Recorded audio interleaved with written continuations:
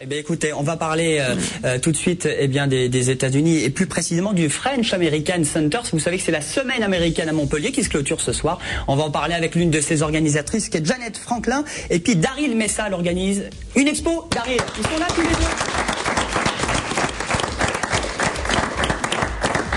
Bonsoir les amis, bienvenue. Bonsoir.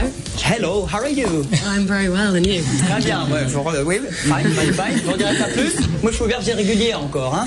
Donc, le French American Center qui fête ses 20 ans, et ça se fête avec la semaine américaine. Alors, Jeannette, vous êtes l'une des responsables, la responsable du French American Center dans le quartier des Arceaux, rue Saint-Louis. C'est quoi le French American Center?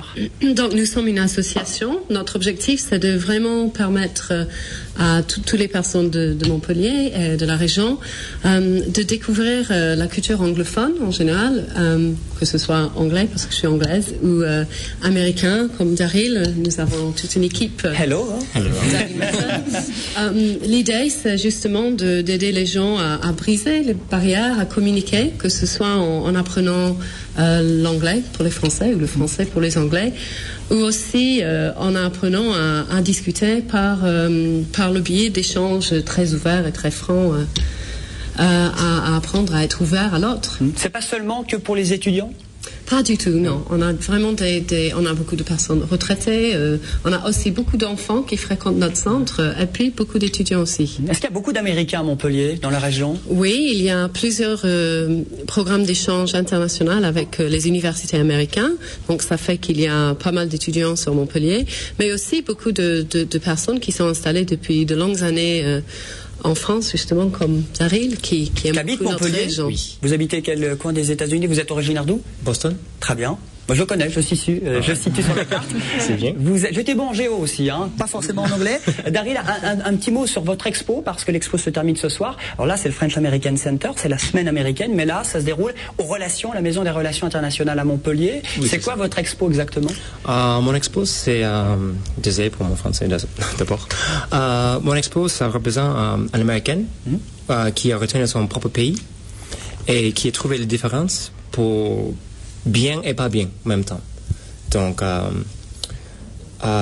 fait, j'ai vu l'expo en travers les yeux de quelqu'un qui est resté longtemps en France. En France, voilà. C'est la vision d'un Français ou d'un expatrié sur les États-Unis. Oui, voilà. En fait, j'ai trouvé que je suis... voilà, c'est une photo. J'ai trouvé que je suis un peu mi-français et mi-américain maintenant, donc dans la culture, dans l'esprit et tout. Donc, il y a quelque chose qui m'a manqué là-bas, et les choses que, en fait, j'ai envie d'oublier que ça existe. Bon. Mais voilà, donc en fait, j'ai pu les deux côtés dans les photos. Mais pas jusqu'à faire les grèves quand même en France. Non, vous n'êtes pas rentré jusqu'au... Pas assez fort, pas assez bien. Voilà, c'est un sport. Et justement, quelle vision ont les Américains des Français, Jeannette? On en parle beaucoup, ça fait la une, là, on l'a vu un petit peu partout sur les chaînes. Vous qui connaissez bien ce pays, qui connaissez bien les Américains? Notre démarche à nous, justement, c'est de permettre aux gens de se faire leur propre avis, de ne pas s'arrêter aux idées stéréotypiques.